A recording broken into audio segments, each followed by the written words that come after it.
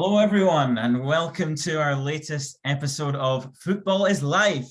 We are back with a bang, boys. There we go, a bit of spice because the Premier League is back tonight. Good timing. And we've had a little bit of time away. We've had the drama of the FA Cup. We've had the even more sensational drama of the African Cup of Nations, the best tournament on the planet, which we will discuss. But yes, and then we've had the transfer window finally closed. So all the deals got done. I mean, the last time we spoke, Pat, I mean, well, we're going to have to start there, aren't we, Pat? Wow, tough to take. But you got a couple. Listen, Conte got a couple of boys over the line. Maybe not the ones you wanted, but hey, we'll see what happens. So lots to cover, boys. It's always a pleasure to catch up. I think that's where we start. What do you think? So let's do the post-mortem of the transfer window. Pat, as a Spurs fan, so look, you're looking, if you look around, let's break this out of just Spurs, right? We don't want to get too in depression mode. You've got Spurs, you've got West Ham, you've got Arsenal, you've got Man United. There's maybe like the Wolves, could they ask you? There's the pretenders that could get in, but those four, let's reflect. So as a Spurs fan, if you look in I know that the initial reaction is, oh, bad transfer window. Oh, we didn't get who we wanted. It's like, it was the analogy I use with Diaz is like Conte was at the bar chatting up this beautiful girl, right? And then, Klopp just taps on the shoulder and goes, come on, let's go. And she goes, okay, see you, bye. So yeah, he had all the groundwork. So, what do you think in context of what Arsenal, Man United and West Ham did? Is it not so bad? It's not so bad. It really isn't so bad. I mean, I was very frustrated. I told you if we lost yet another person, and I don't like how we lost Diaz at all. I don't think that Liverpool actually needs this guy. I mean, what are you going to do with him? He's like, you've got enough at the forward position. I'm not sure you actually even need him, but look, I think that the two we did pick up are really solid. I had someone talk about, like, is it real? Are they really, great pickups for us? But if you look at what we had on the wing and what we had in midfield, we didn't have much, right? So like these guys are going to be able to come in and make an impact, and they actually looked pretty good in our first game in the FA Cup game. So I'm really happy with it. I look at the alternative. If what I had to come out of the transfer window with was just 4 people that we lost and no additions, I would have been pretty depressed. If I was Arsenal right now, I'd be very depressed. What did they do? They didn't do anything that actually improved their team at all. And so, like, if I'm in their spot and I'm thinking about how we're going to get into the top 4, how are we going to be in the Champions League for next year, I don't feel very good. Actually, for me, I feel good. And Pat, is maybe the best thing about the whole transfer window is getting rid of like the professional football player with the worst dress sense on the planet. Like turns up to Everton looking like and he looks like just taking him off the street. I mean, you're kind of going like, at least like wear a shirt, or like, it was just like, I've never seen anything like it. But yeah, I mean, getting rid of Dele Alli to me, like, it just seems I've never seen such a ridiculous fall from grace as like Dele Alli. Getting rid of some debt. I mean, that's going to, I know that the initial fee is not big, that can rise based on appearances and things. And, Frank's excited about, turning his life around. He's going to be his counselor and life coach. But yeah, I mean, I think you're right, Pat. I mean, I look around. I mean, I think Arsenal, bit harsh, Arsenal fans going crazy.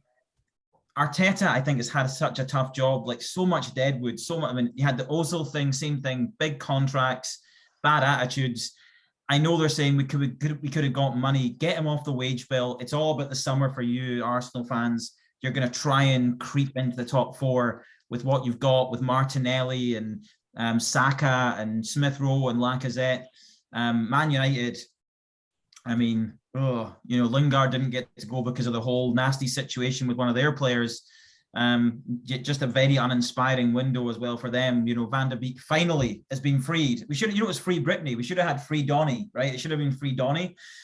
He's finally been freed. So Donny, we're so happy for you. You might get relegated though, which would be that would be a baptism of fire. And then West Ham, who just like, I love West Ham. It was just like, yeah, we'll go and try and sign people that are never going to sign for us in a million years to look like we're really ambitious. What do you think, Waleed? What's your view on the top 4? There's these 4 clubs all vying for it. And, I'm not saying Wolves aren't there or Aston Villa couldn't break in, but are you with Pat here? Are you feeling Spurs are coming out feeling better out of this situation, or? So if you look at it on the surface, you're both completely right about the fact that Spurs have had a better window because yes, it is net loss, but they have done a bit of a clear out. They've got a couple of pairs of fresh legs in and everything too. Arsenal have had a nightmare of a window. Like everyone's saying, trust the process. Everyone's saying be patient. But the problem in not reinforcing this summer is that the likelihood of them getting top four is much, much slimmer now. Like Spurs' chances, I think, have gone up a lot more because Ndombele and Ali just weren't playing. So no one really cares about that. But Kulusevski and Bentancur are probably going to play, which is quite good. Yeah, I think the big issue is going to be what's Arsenal's pull power going to be like in the summer if they don't get top four this year. Oh, I heard this. I was speaking to somebody about this. Who I was, I think it was, I don't know if it was an Arsenal fan, it might have been, I can't remember, it'll come back to me. I was speaking to somebody about this week, right? And I just, it's not like me, I don't agree, right? But I feel like the Arsenal fans, and they said this point, if we don't get top four, who are we going to attract? And I went, wait a minute, time out, reality check. Do you really think you're in the market for players that you need to be in the Champions League to attract? I don't think you are, right? I don't think you're in the Haaland market. Spurs are the same, Pat, right? The point is, I feel like the players, if you look at what Arsenal have done right under Arteta, it's the Ben Whites, it's the Ramsdales, right? It's the Tomiyasus. That's where they are. And I think that's where they need to be looking. So I'm not so sure that I buy into the Look, the Champions League, it's a nice to have. It's there, it's available. But I don't know if it's that critical for where they're going to be actually playing in the market, right? I just don't see that. Whereas Conte at Spurs, I feel like they maybe brought a couple of people in that made some moves because I think he may be looking at a slightly higher level of player. You know, I do feel, and he's got that draw as that guy, right? You can see he's got that aura about him. But I just feel like if you're Arsenal, like Man United will just pay them more. Like if they want, that's the reality of where you're at against Man United. I know that, Man United will pay players more than Arsenal, 100%. But so I completely agree that they're not going to be in the market for your Haalands or anything like that, but they do need to have some sort of Champions League pedigree to an extent because they're not going to, like Ben White and Aaron Ramsdale are not going to get you top four.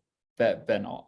Like the attacking power that Arsenal have is not going to get them top four right now. Like they've not got a striker. Lacazette is fine, but he is also going to leave, and then Eddie Nketiah, bless him. Like I don't know. I feel like we should start just giving page for him. Like someone has to get him something. He's bless his heart.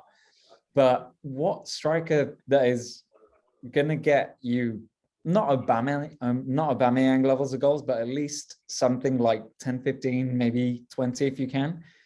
Who are they realistically going to get? They're not going to get Calvert-Lewin. His contract's not up for a while. Why would Alexander Isak go there when folks like Real Madrid, City, Barcelona, Bayern Munich want him? The question really is going to be, is Arsenal's recruitment going to be good enough to find the next sort of big striker at an affordable price for them to actually get into top four? Or are they going to residually be top five? Do they need that? Go ahead, Pat. No, I would say it's just such a tough thing. I saw 2 days after this what I agree is a train wreck of a transfer window. They're talking about Isaac and how that's going to be what they're going to do for the summer. And then a day after that, you see the real teams who are going to spend the real money coming in and saying, yeah, we think we'd like that person too. And it sounds like Vlahovic all over again, right? It sounds like, oh, we've got this dream of what we're going to do. And as long as we can get to Champions League when we can outbid Tottenham or just offer the same thing, then we'll get him. Neither one of us got him. He went somewhere else. And I think that's what Arsenal's looking at here. So you're going to have to find a way to do well with what you got. Yeah, I just think that I don't think that Arsenal, I think Arteta's done a good job of building I've been more worried about Saka leaving, right? I think with Saka, Smith Rowe and Martinelli, there's enough goals there. They don't need a hat. Spurs are so reliant on Harry Kane or have been historically. Son's help with that. They need to figure that problem out. Look at Lukaku at Chelsea.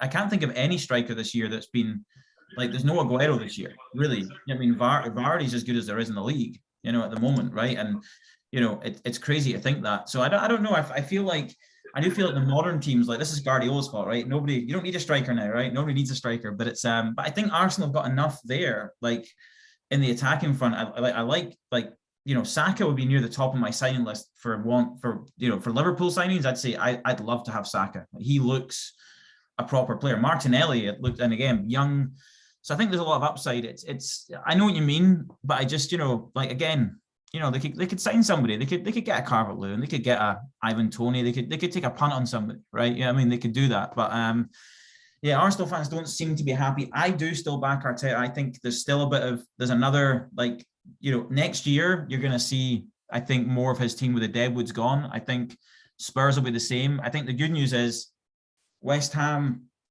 a bit shaky. The Kurt Zuma thing today, I don't know if you saw that, like, ridiculous. Just like, what is wrong with you? Like, utter madness, right? Just madness of, I don't know if you've ever seen anything that just, the whole thing, like, just terrible stuff, but almost inexplicable. So West Ham, you're kind of looking at going, oh, Man United, I don't even know what to think about Man United anymore. I don't even know what they are. It's so confusing, the whole Man United thing. But here's a crazy cool thing is, you still couldn't pick a top. It's so hard to say. You can make a case for any one of those teams and say, hey, well, Man United got Ronaldo and Fernandes, they'll probably get there. But Tottenham signed these two players so they could get there. Well, Arsenal, are under Arteta, they're improving. They got these young players. West Ham have got that. Maybe got the best starting 11, the most functional team out of all those teams. It's a really interesting one. But yeah, Waleed, I was going to ask you, are you going to be at calling out Newcastle for financial fair play? I just want to. I still haven't quite recovered from that last episode. Wait a minute. We're talking about the comments that go too far. I want to back up to the Vardy comment. Did he go too far with that, Waleed? Did he go too far with Vardy saying that he's like as good as you can get at the striker position? Maybe too far for me. Name a better striker than Vardy. That's what I was saying. Who's a better striker this year than Vardy?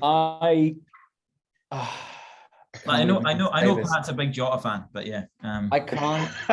I don't want to say it, but Jamie Vardy is still absolutely lethal.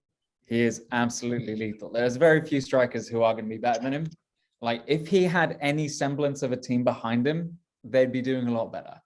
He'd be knocking in a lot more. He's still making it work despite having very little behind him. Like, James Maddison's only just about managed to get his hair in order and get some passes strung together. That Leicester team, especially after the Forest game, which we can talk about in a bit, it's just shambolic, isn't it? I mean, I guess the long and short is Arsenal will be fine in the summer. I mean, I'm curious to see what type of striker they bring in, because right now it's slim pickings. Spurs, I don't know. I think the biggest worry is in the summer, will they actually match Conte's ambition? We've all heard the term war chest being branded around, but I do feel like Conte's already being very vocal about the fact that this summer has to be big, or else he'll walk. Sensationalism, Pat. Don't believe him. Spurs will be fine. Spurs will be fine. I think Arsenal are a decent path. Man United have got no idea what they're doing. It's really hard to figure that outside. I almost look at them as I'd rather be an Arsenal or Spurs fan right now, because as a United fan, I'd just be confused. I wouldn't really know what's going on. But yes, anyway, but yeah, sorry, I still haven't recovered from your financial fair play comment. Alas, I just think that literally. Let's just wait and see where Villa are. It must be the most outrageous comment in the history of, like, football punditry for a Man City fan when they've sold Jack Grealish to you for 100 million. It's like, it blows my mind. He's like, oh, wait a minute, financial fair play here. Wait a minute. Unbelievable. Just maybe your best moment. It doesn't get any better. Let's wait and see. Unbelievable. I love it. Anyway, love to see it. Anyway, next one, the magic of the cup. That's our next topic. So we had the FA Cup. As much as we love the Premier League and we miss it, the FA Cup didn't disappoint, did it? I mean, this is the whole thing about the FA Cup, the tradition of it, the upsets. It is a unique tournament, and my goodness, did it come up trumps. Leicester got absolutely hammered. Man United went out in very dramatic fashion. We had Boreham Wood putting out Bournemouth. We had a non-league team should have beat West Ham. I mean, bar Declan Rice, it was like, my goodness, right? Chelsea almost getting put out by Plymouth. I mean, you can go, and there's others. I mean, you're just looking at that. What a dramatic FA Cup round that was. What's our key highlights or takeaways from that round of fixtures, boys? What do we think? I loved watching the West Ham game. I don't remember even the name of the team they were playing. Is it Huddersfield Town, something, I don't even know what it's called. What I do know is their stadium appeared to be 10 folding chairs in a row. That's kind of how many rows they have. And then, and somehow they are beating, a team that actually has a strong chance at top 4 in the Premier League, and they are beating them, basically for the entire match until right at the end. Declan Rice he made it happen at the end, and they had to bring people in off the bench to do it. But that's just the magic of it, right? It was so much fun sitting there rooting against West Ham. I don't have any kind of negative feeling around that team, but I wanted to see the underdog win. That was an amazing match to watch. I mean, what do you think? I think the highlight of the entire round of the FA Cup was actually probably United getting sunk. That is the epitome of you love to see it. Like, that was just the salt. I don't know. There was so much salt in the fact that there was a handball in the lead up to it. And I have a friend who's a United fan who was absolutely spitting fire because it was a handball, and they were like, "Oh, we should have won the game. That goal shouldn't have been allowed," and everything. And it's like, mate, it's United at Old Trafford against Chris Wilder's Middlesbrough. Stop it. Take a look at yourself. That should never have been even a question for United to have lost that game. It's unbelievable. I love it. Listen, Waleed, I honest hands up here, right? I forgot the game was on. It was a Friday game. I completely forgot it was on. I woke up in the morning, usual routine. I get my pot of tea. I sat down. I went to the BT Sport app. I'm going to check, let's just see what anything interesting. And there it was, and I was like so happy, drinking my tea out of my China cup, watching Man United. You just love, listen, the Ronaldo misses a penalty in regulation. The United fans they forget about that. And Man United, I think their record, was it because they lost in the Europa League as well, their goalkeepers cannot save penalties. When you they just don't even get close. It's unbelievable. There's something weird about Man United and penalty shootouts now. It's it was utterly brilliant to see that, meltdown. It was, I think it was was it Roy Keane said that Ronaldo was brought in to win us a trophy, win us the FA Cup. Oh dear. But yeah, it was look, it was a good round, just because it is unique in that sense, though. There's not many other tournaments I can think of in the world where there's genuinely so many massive upsets. You look at the West Ham game, you're going, in any other team sport, that's almost, it just doesn't happen, right? And it's just amazing the magic that brings. But yeah, wonderful stuff. And talking about wonderful tournaments, Afcon. So I'm glad, Willie, that I saw you shared the best moments. This is something my friend Paul Graham is an old long friend of mine. We've always maintained that this tournament may be the most entertaining tournament because of the nature of bizarre things that happen. It's well known for absolute, nail-on red cards in any other tournament in the world are barely bookings at the African Cup of Nations. You will never see anything like it. Referees not feeling well and deciding to end the game early. Goalkeepers making catastrophic mistakes, outfield players playing in goals and taping a number. It's a very unique tournament. But yeah, obviously, as a Liverpool fan, the final, Mane versus Salah, I feel like it meant a bit more to Mane in Senegal. So I was kind of pulling for them, so I was happy to see them win. But what was our thoughts on this year's Afcon? As much as Premier League fans, it's don't take our players away. I feel like this Afcon was different. This Afcon was special. I don't know why. I feel like because in the previous years it's been pretty, you've had effectively the Ivory Coast and Nigeria and the Ghanaian team doing very well, but somehow Senegal's become a force, Egypt's become a force, Morocco's become a force. It's become a bit more balanced in terms of the teams that are actually playing well and able to get to the final. Cameroon somehow pulled it out, and they don't even have Eto'o anymore. So I feel like this was a different one. This was a more equally skilled one. And I think that the biggest thing for me is that it makes you really think about the Euros, for example, or the Copa America. Are those actually as entertaining as Afcon? And why are we not putting more focus towards them? Because I don't know, time and time again, towards the end of, it went to a penalty shootout for the final in the Afcon, but it's always your 1-0s and everything like that, or when it comes to the finals of your Euros and stuff. And you just do wonder, how can we make more of an effort?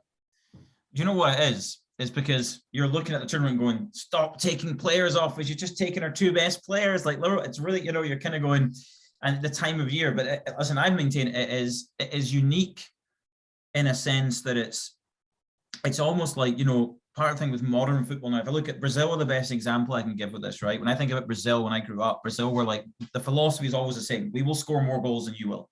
That was how they played. And they were always the team you wanted to see play. There's no teams like that anymore, because the way the game's evolved, and Germany did a number, beat them 7-0 out in Brazil, and that was sobering enough, where they were like, we can't play like this now, because like these other teams are, the systems they play and the tactics and the athleticism of every player is different. It feels with the African Cup of Nations, it's like, it feels more like it's like there's more. I feel like it means more as well to the countries, and I feel that there's a bit more freedom, and like, as I say, the rules aren't enforced as hardly and as like strictly to the letter of the law, which, don't get me wrong, there's some tackles. I mean, there's a couple you're going, holy, I don't have a clue how that's not a red. I mean, it's almost murder, right? I mean, it's some of the challenges, but it is very unique in that sense. And yeah, it was, and it's getting a lot more. It's on the TV, there's more backing behind it, but it's, but yeah, I think the time of the year is the issue, right? When the Premier League's going on, I think that's the big thing, where with the Euros and the other tournaments, they're always separate, right? So I think that's part of the distraction for Afcon. I guess my question to both of you is, I feel like a barometer of the success of a tournament is how, well, I say the barometer, one of the barometers on the success of a tournament is understanding how many players who perform well at those tournaments actually get picked up in the following transfer window. In terms of that shows not sensationalism, but at least shows that some clubs are watching. Some clubs are thinking, oh, this could be the next big thing. I can't remember really the last time an Afcon superstar went and got picked up by a club. Go on. El Hadj Diouf. Arguably one of the worst signings and one of the most despicable human beings. And there was Diop as well, and that you see, like you're right. And I think after that, everyone was like, let's not do that again. Like he was, my goodness, like, yeah. I mean, he had a blinding tournament, but I think that was in a World Cup, wasn't it? But yeah, anyway, it's you're right. It's yeah, there doesn't seem to be the emerging stars coming out of that tournament that get picked up. Maybe they're just being identified earlier. I don't know. It's interesting. Pat, I want to bring you in here, right? So I'm going to do this. I'm going to try something new this week. Just, we like experimentation here at Football Is Live. Let's do it. So yes, I think what I want to do is like a Pat's perspective. Now, I know that you've got a couple of things that you've been keeping that have been bubbling inside you, right? for things that you've made, a couple of players you get your eye on, or maybe some things that certain outrageous people have said that you may want to challenge. And you're a nice guy, but I feel it's good to get these things out in the open. So I'm gonna give this next sort of 5-minute segment on Pat's perspective. So what do you want to get off your chest, Pat? Tell us. All right, thank you so much. So first off, I'm a little bit embarrassed. I didn't spend a lot of time watching Afcon. I've heard so many great things about it, and I don't know what I was doing, but I was kind of like taking a little break because Premier League wasn't front and center as much, and so I wasn't watching as much football. But I did spend some time with some statistics recently. And I want to come back to a conversation that we've had a little bit on the podcast, but I want to bring this back to the forefront because I was looking at the statistics for Waleed's favorite team, Manchester City, and I'm still trying to figure out why he does not back Mahrez more than he does. This guy is third in goals for City. He's got 6. He's only surpassed by 2 other guys who've got 7. Goals per match played, he's number 1 on the team. He also has 4 assists, 4 helpers. Only 2 on the team have more. He's doing so much better than all of the people who you always talk about. Like I think De Bruyne's got 6 goals and 2 assists. I think Foden's got maybe 5 and 3. So with 6 and 4, he's exceeding everyone on the team, including Mr. Calfboy has got 2 and 2. Like he hasn't done much of anything. So they spent a lot of money on this guy and not a lot of results. And I'm trying to figure out, why is there no love from our resident City fan? He eats, sleeps, and breathes City, and yet the guy who's probably statistically the best player on the team, somehow no love. What is it, Waleed? What's up with that? So I'm glad you asked. I've been asked this many a time by other people. So first things first, he is no longer calf boy. He is no longer can hold his drink and enter a nightclub in Manchester, boy, after the fracas last night. Secondly, Riyad Mahrez has a case of the Harry Kanes, in the sense that he doesn't deliver in big matches. Like, he pads those stats sensationally. Like, you look at the goals and assists that he gets in matches, they tend to be against the bottom half of the table teams. Like, he does not play that well against your Liverpools, against your Manchester Uniteds, your Spurs, your Chelseas. Well, I thought you said big teams. Wait a minute. Whoa, calm. Oh, yeah. No, I sincerely apologize. I'm bleeding again. You put him in front of a Burnley. You put him in front of, I don't know, a Watford. He's gonna run them through the mud. He is not the player that he was at Leicester, and also he doesn't necessarily have that same mentality. Now, with regards to the assists, I've seen some of those assists because I've done my research too. They tend to be shots which have been scuffed, which isn't nice. So Pat, he's a selfish player as well. He's not really. Listen, I don't know what it is. So we can put Riyad Mahrez in the same file with Southampton Football Club, Aston Villa Football Club. There's something. I actually think, I know that Mahrez's hair is quite nice. I don't know if there's something where he's threatened by these things, like, Jealousy. Maybe, yeah. No, well, Grealish has got his hair cut now. Maybe Grealish will be next on his list. But listen, I'm going to call I've seen him score goals in big moments, Mahrez. Like, he's like, in Champions League games. And again, I'm not as close to, don't watch it as avidly as you do. The scuff shots for assists, that's an outrageous call. I need to, Pat, we're going to need to do a deep dive. Like, I want a dossier on the next podcast and this is not a Waleed dossier. This will be by an independent adjudicator, right? On Riyad Mahrez's goals and assists. There has been one match out of my time watching City and watching Riyad Mahrez play that I've gone, thank goodness we have Riyad Mahrez in the team. And that was against Brighton on the final day of the season, I think a few years ago, where he scored a goal with his right foot and then also a free kick or something like that. I don't know. But that was like the one game. Brighton at the Amex last day of the season got Chris Hughton sacked. Otherwise, he's taking up a space that could be used by another player like your Bernardo Silva. You could play him up there, who contributes a lot more to the team. Riyad Mahrez is a similar player to Raheem Sterling. And if I was to choose Mahrez or Sterling, it'd have to be Sterling. That's tough to hear. It is. I just think you would not be as far clear from the rest of the league if it wasn't for Mahrez. I think you could still win without him. You think you could still win without him, but there's no way you'd be clear. There's no way. You take those 10 goals off the board and you don't really have much. Like, I don't know. I don't know. I feel quite confident in saying that if we took him out of play, we could have had more goals.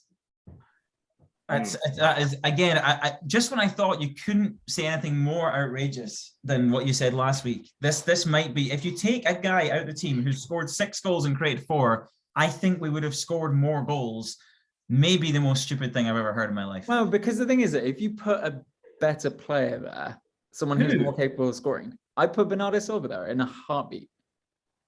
But Bernardo Silva doesn't have the same output as Mahrez. Like, Sterling doesn't have the same output as Mahrez. Like, Grealish doesn't have the same output as Mahrez. Like, that's what Pat's shown you, is like Mahrez's output for the minutes he gets is as good as anyone's. But the thing is, though, he loses control, and this City team is based on control rather than output. Well, is that like me saying, okay, you know what? I think we'd score more goals without Salah, even though his numbers are off the charts. I think if we put Origi in there because he's a bit more controlled, maybe that's not how Liverpool play, though, is it? Oh, come on! This is outrageous. Sorry, but Mahrez does not play the way that City need him to play. Okay, listen, to use the hockey parlance for a second, someone's got to put the biscuit in the basket, right? If you don't have Mahrez to do it, then how do you do it? City have any issue with that.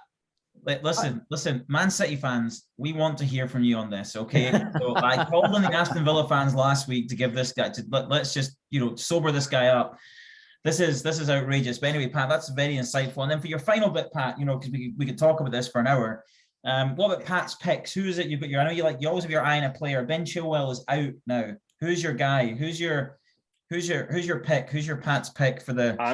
I'm trying to figure out who's playing better than Diogo Jota. I think he's been like absolutely incredible. Mahrez, by the sounds of it, but Mahrez. Why don't they buy Mahrez?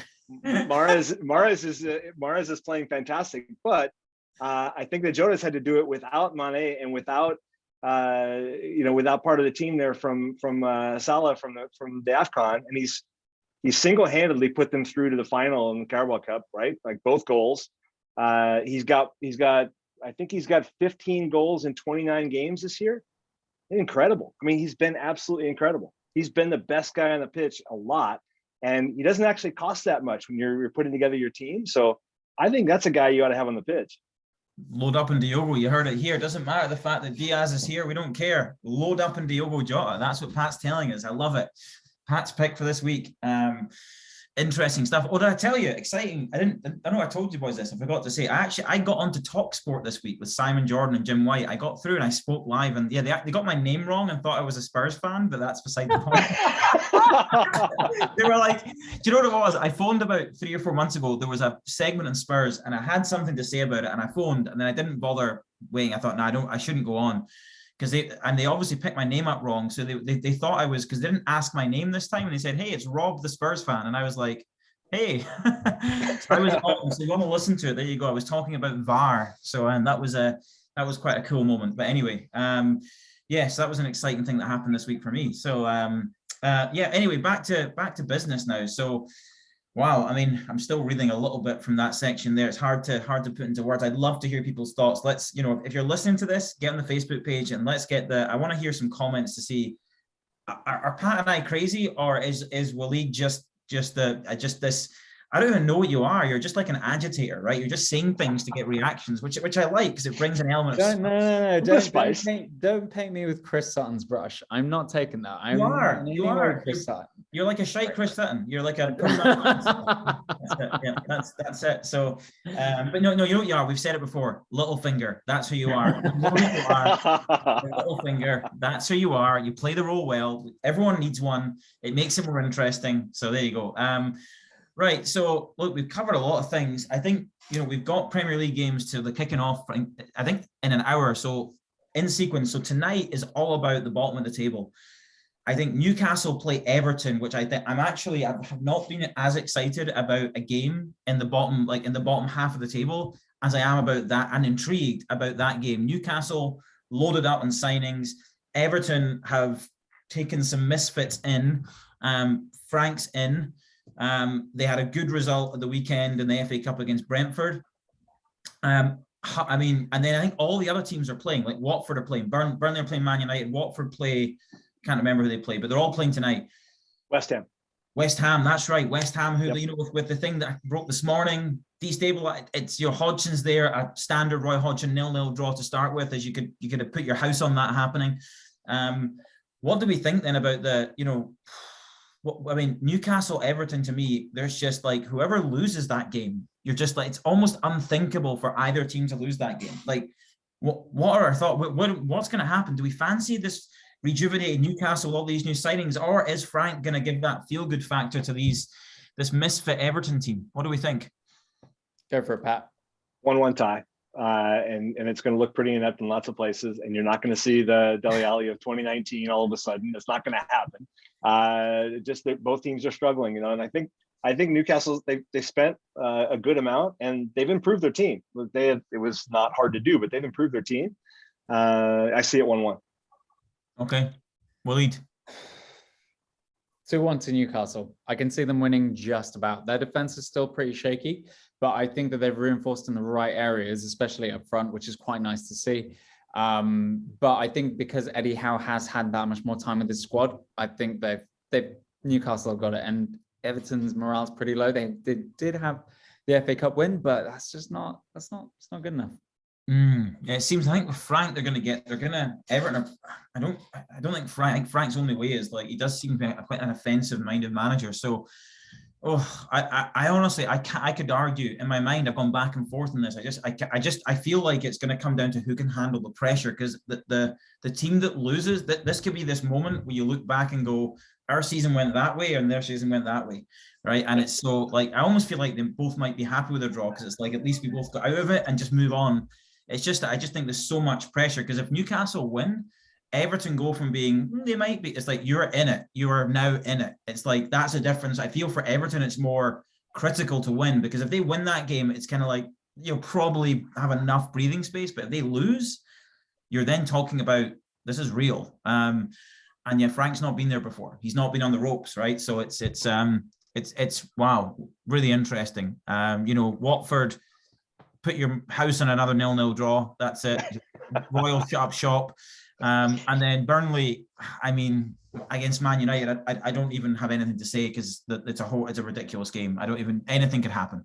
Literally anything could happen in that game. The Newcastle Everton game is going to be fun to watch for sure, but really none of these games tonight are important. What's important is that I'll be in attendance twice in the next 5 days, watching Spurs pick up 6 points against Southampton and Wolves, and watching them ascend to 4th place in the table, which is where they should be and where they will be. And that's what's going to happen. That's the really big update. That's the thing you need to know. Oh, I love that. Loving. Pat is bringing some heat, some spice tonight, which is I'm loving these levels. This is. I think when you get things off your chest, Pat, it just you feel better, right? This is good. But I do. It's Pat, a big. Do you think? Yeah. How confident do you feel about Spurs picking up all the points? All 6. How confident? We're not going to do it like a wager or anything here, are we? I'm very confident. So here, if I have a worry, they will win the game with Southampton tomorrow night. I'm not worried about this game at all. Of course, anything can happen, but I'm not worried about this game. Wolves, I'm a little worried about because I think Wolves outplayed them before, and I think the defense is really, they're not conceding goals, so that can be a little tougher. But I see us taking out 6 points in the next 2 games. Wow, Southampton. Ooh. I mean, Waleed, you're loving him dissing Southampton like that. I can see it smiling inside. I mean, Southampton, you're underestimating them. They're just ask Man City fans. They're a decent but no, I don't. Again, with Tottenham, again, it's a bit like I mean, the Super Bowl's next week, Pat, right? And the Cincinnati Bengals. Sometimes an element of like fate and just the bouncers are going their way. It feels with Conte that Spurs just have that little bit of like last minute goals, and there's just that element in this team now, and I think you make your own luck, right? It's not luck, but it's like momentum. So yeah, I could see a world in which they get 6 points, but I could also see a world in which they get 1. You could see a world that both games are at home. Did I mention this? I'm going to be in attendance for both. And Son is back in the lineup. Like he's back there for the FA Cup game. Huge. He'll be back for both games. I just think that they've got too much. And Kane has actually woke up. Like his last 3 games, he actually looks like a real player out there on the pitch again. So I'll tell you, you hear it here first. 2-0 tomorrow night. Okay. Kane and Son both get 1. Okay. Both get 1, and 1-0 against Wolves. Okay. I don't know who the score is going to be. But look, here we go. You're watching. Just changing my fantasy team right now, Pat. There we go. Look, straight in fantasy football. Right, here we go. Yeah, Kane triple captain. That's it. There you go. Yeah, and then we've got Man City have got Brentford. Should be a completely boring game where City just win it comfortably. It shouldn't be an issue really, unless Christian Eriksen has been like just hibernating and waiting for this game to just do something special. Brentford are on a bit of a decline and hard to find. And yeah, Liverpool-Leicester is a funny one where Leicester, I don't know what that was at the weekend. So you're if you're looking at it logically, you're going, that should be an easy win. We've got a lot of players back, but you just something about, they're always tight-ish games again, or not always, but I feel Leicester are sort of team that can trouble you. They don't have Vardy, but so yeah, I mean, we're at home. I feel like we should win that game. You should win that in a heartbeat. That shouldn't be up for debate. We have to win that game. That's the thing. Every game is a must win. We've got to put some pressure on because I think Tottenham go to City soon, or City go to Tottenham soon in the next few weeks. I believe that fixture's coming up. Yeah. Tottenham goes to City. Yeah. So hopefully Spurs just click at the right time, and then it makes the league interesting again.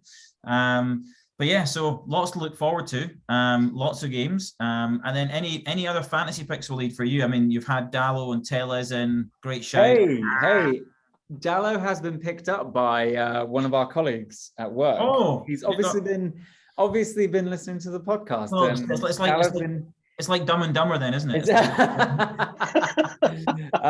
One of my picks. So Hwang has signed a deal, which is good.